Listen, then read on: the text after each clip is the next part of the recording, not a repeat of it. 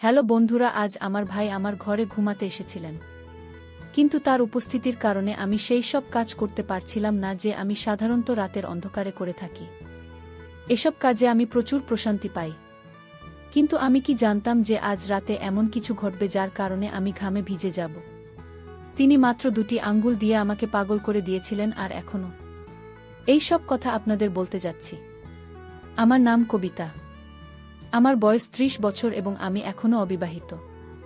আমি এখনও বিয়ে করিনি এবং ভাবছিলাম যে হয়তো কখনোই বিয়ে করব না। একবার প্রেমে ধোঁকা খেয়েছিলাম এবং সেই দিনে আমি প্রেম করা ছেড়ে দিয়েছিলাম, কারণ আমি ঠিক করে নিয়েছিলাম যে আর কখনোই কোনো ছেলের ফাঁদে পড়ব না। এই কারণেই আমি বিয়ে করিনি। আমি একটি কলেজের অধ্যাপক, একজন ভারতীয় মেয়ে, সুন্দর, শিক্ষিত এবং স্মার্টও বটে। আমার শরীরও মনে আধুনিকতার ছোঁয়া লেগেছে। কিন্তু গতরাতে আমার ভাইয়ের সাথে যা ঘটেছে তারপর থেকে অনেক কিছু বদলে গেছে এবং আমার চিন্তাভাবনাও বদলে গেছে। এখন আমার মনে হচ্ছে যে যদি কোনো ভালো ছেলে পাওয়া যায় তাহলে বিয়ে করে ফেলা উচিত। গত রাতের কথা বলি। আমার ভাই, যার বয়স 40 বছর, তিনি সেনাবাহিনীতে কাজ করেন, আর আমার ভাবির মৃত্যু হয়েছে। সম্প্রতি একটি বাস দুর্ঘটনায় রাতের বেলা আমরা খাবার খেয়ে কিছুক্ষণ টিভি দেখছিলাম। তারপর আমি আর ভাই ছাদে হাঁটতে গেলাম। ভাই গ্রাউন্ড ফ্লোরে ঘুমান আর আমি ফার্স্ট ফ্লোরে আমার পাশের ঘরে আমার ছোট ভাই ঘুমায়। রাত প্রায় 1টার দিকে আমরা দুজন নিচে নেমে এলাম। তখন ভাই আমার ঘরে এসে বললেন, কবিতা, এখনো ঘুম আসছে না, চলো গল্প করি। আমরা দুজন বিছানায় শুয়ে গল্প করতে লাগলাম। মাঝে মাঝে ভাই তার মোবাইলে গেম খেলছিলেন আর আমি আমার মোবাইলে লোকেদের স্ট্যাটাস দেখছিলাম। এমন সময় জোরে বৃষ্টি শুরু হয়ে গেল আর হালকা ঠান্ডা বাতাসও বইতে লাগল, যা আমরা দুজনে খুব পছন্দ করি। দেরাদুনের হাওয়াতে এমনিতেই খুব ভালো। কিছুক্ষণ পর ভাই ঘুমোতে শুরু করলেন। আমি বললাম, ভাই, আপনি আপনার ঘরে যান, আপনার ঘুম পাচ্ছে ভাই না। খুশরা বললেন, কবিতা, আমাকে বিরক্ত করো না প্লিজ। কথা বলে তিনি চোখ বন্ধ করে 2 মিনিটের মধ্যে গভীর ঘুমে চলে গেলেন। আমি উঠে বাথরুমে গিয়ে আমার জামাকাপড় বদলে নিলাম, কারণ আটোসাটো জায়গায় আমার ঘুম আসে না। তারপর আমি ফিরে এসে বিছানায় শুয়ে গল্প করতে লাগলাম। এই দিনগুলোতে আমি অনেক ভালো গল্প করতে পারছি। আমার ভাই ঘুমিয়ে পড়েছিলেন আর আমি সেই সব কাজ করতে পারছিলাম না যে আমি সাধারণত রাতের অন্ধকারে একা ঘুমানোর সময় করে থাকি। কিন্তু আজকের ভাইয়ের কারণে আমি বেশি কিছু করতে পারছিলাম না, তাই মোবাইল রেখে ঘুমানোর চেষ্টা করলাম। কিন্তু গল্পের চিন্তা আমার মাথায় ঘুরপাক খাচ্ছিল আর ঘুম আমার থেকে দূরে সরে যাচ্ছিল। রাত গভীর হতে লাগল আর আমার মনে এক অদ্ভুত অস্থিরতা বাসা বাঁধতে লাগল। ঘুম তো ছিলই না, আর মাথায় সেই গল্পই চলছিল যে আমি ঘুমানোর আগে পড়েছিলাম। সেই গল্পটি আমার ভেতরে এক অদ্ভুত আলোড়ন তুলে দিয়েছিল, আর আমি নিজেকে শান্ত করতে পারছিলাম না। ভাই পাশেই ঘুমোচ্ছিলেন আর তার নাক ডাকার শব্দ আমাকে আরও বেশি বিভ্রান্ত করে তুলছিল। যদি তিনি সেখানে না থাকতেন তাহলে হয়তো আমি নিজেকে সেই গল্পের অংশ বানিয়ে নিতাম আর সেই সব কাজ করতাম যা আমাকে রাতের অন্ধকারে একা করতে ভালো লাগে। কিন্তু আজকের রাতটা ছিল একটু আলাদা। আমি আমার নিজের চিন্তায় ডুবে গিয়েছিলাম। এমন সময় হঠাৎ ভাই পাশ ফেললেন আর সোজা হয়ে বসলেন। আমার চোখ অজান্তেই সেই দিকে চলে গেল আর আমি যা দেখলাম তাতে আমার পাতলায় মাটি সরে গেল। ভাই খুব পাতলা ধুতি পরেছিলেন আর তার কারণে এমন কিছু দেখা যাচ্ছিল যে দেখে আমার লজ্জা করে গেল। আমার অবস্থা আরও জটিল হয়ে গেল। লজ্জা তো দূরের কথা, আমি আমার চোখ তার দিক থেকে সরাতেই পারছিলাম না। মনে এক অদ্ভুত অস্থিরতা চলছিল। একদিকে আমি নিজেকে নিয়ন্ত্রণে রাখার চেষ্টা করছিলাম আর অন্যদিকে আমার ভেতরের অস্থিরতা বেড়েই চলছিল। সত্যি বলতে কি, এখন আর আমি সহ্য করতে পারছিলাম না। প্রতি মুহূর্তে মনে হচ্ছিল যে যদি আমি নিজেকে নিয়ন্ত্রণে না রাখি তাহলে কিছুই হতে পারে, আর এই অবস্থা থেকে বেরিয়ে আসা আমার পক্ষে অসম্ভব হয়ে যাবে। আমার হৃৎস্পন্দন বেড়ে গেল আর মনে ভয় ঢুকে গেল যে যদি কিছু ভুল হয়ে যায় তাহলে ভাই আমার সম্পর্কে কি ভাববেন, ভাইদের চোখে আমি কেমন দেখাবো। এই প্রশ্নগুলো আমাকে আরও বেশি অস্থির গড়ে তুলছিল। কিন্তু অন্যদিকে আমার মনে গভীর ইচ্ছাও ছিল যা আমাকে বারবার সেই দিকে টানছিল যেন আমি যা ভাবছি তা পূর্ণ করে ফেলি। আমার ভেতরের দ্বন্দ্ব এখন চরমে পৌঁছে গেছে। প্রতি মুহূর্তে আমি নিজের সাথে লড়াই করছিলাম, কিন্তু কোথাও যেন মনে সেই পুরনো গল্প আবার উকি দিচ্ছিল আর তার কারণে আমার ইচ্ছা আরও বেড়ে যাচ্ছিল। এখন প্রশ্ন ছিল যে আমি কি ভাইকে এই ঝড় থেকে বাঁচাতে পারব, নাকি ভাই আমাকে তার কবজায় নিয়ে নেবেন। রাতের পরিবেশ আগে থেকেই অদ্ভুত ছিল আর তার উপর ভাইজের ফোন বেজে উঠল। সম্ভবত কেউ তাকে মেসেজ করেছিল। আর ফোনটা আমার পাশেই রাখা ছিল। কারণ ভাই তাকে চার্জ লাগিয়ে রেখেছিলেন, ঘুমানোর আগে ভাই গভীর ঘুমেছিলেন। কিন্তু ফোন একের পর এক মেসেজ আসছিল, আর তার আওয়াজ আমার অস্থিরতা আরও বাড়িয়ে দিল। আমি ভাবলাম ফোনটা সাইলেন্ট করে দিই, তাতে আওয়াজ বন্ধ হয়। কিন্তু সাথে সাথে আমার মনে প্রশ্ন জাগল, এত রাতে ভাইকে কে মেসেজ করছে?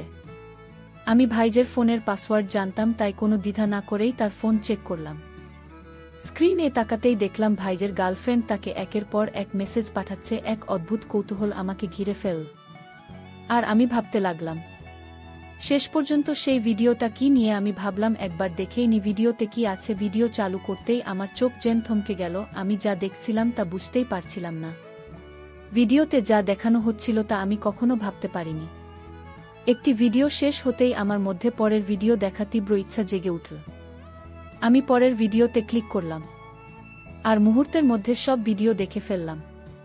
প্রতিটি ভিডিও আমার অবস্থাকে আরও খারাপ করে দিল। আমি বুঝতে পারছিলাম না আমি কেন এসব দেখছি, এটা আমার এত ভালো লাগছে কেন, তবুও আমি থামতে পারছিলাম না। আমার হাত কাঁপছিল, কিন্তু চোখ স্ক্রিন থেকে সরাতে পারছিলাম না।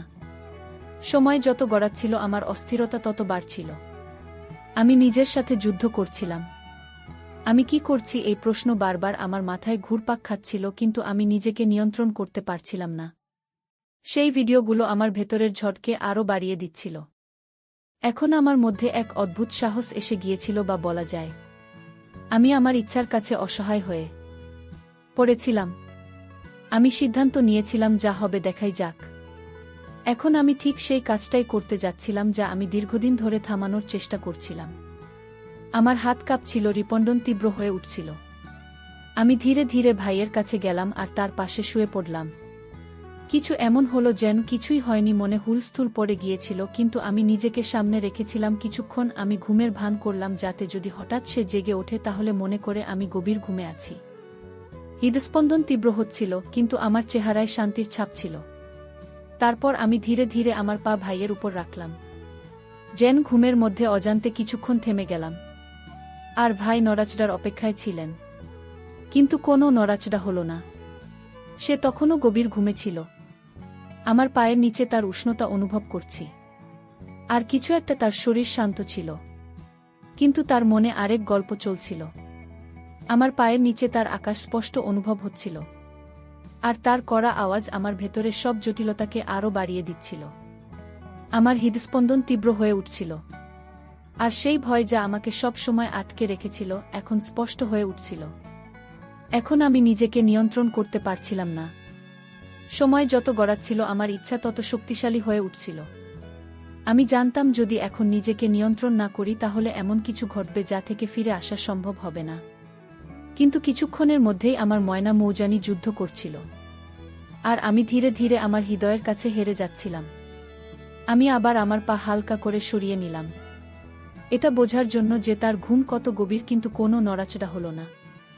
এখন আমার মন ঠান্ডা হচ্ছিল, আর শুধু একটা কথাই মনে ঘুরছিল, রাত ও নিস্তব্ধতা আমার ভেতরে এক ঝড় তুলে দিয়েছে। প্রতি মুহূর্তে আমার সাহস বাড়ছিল।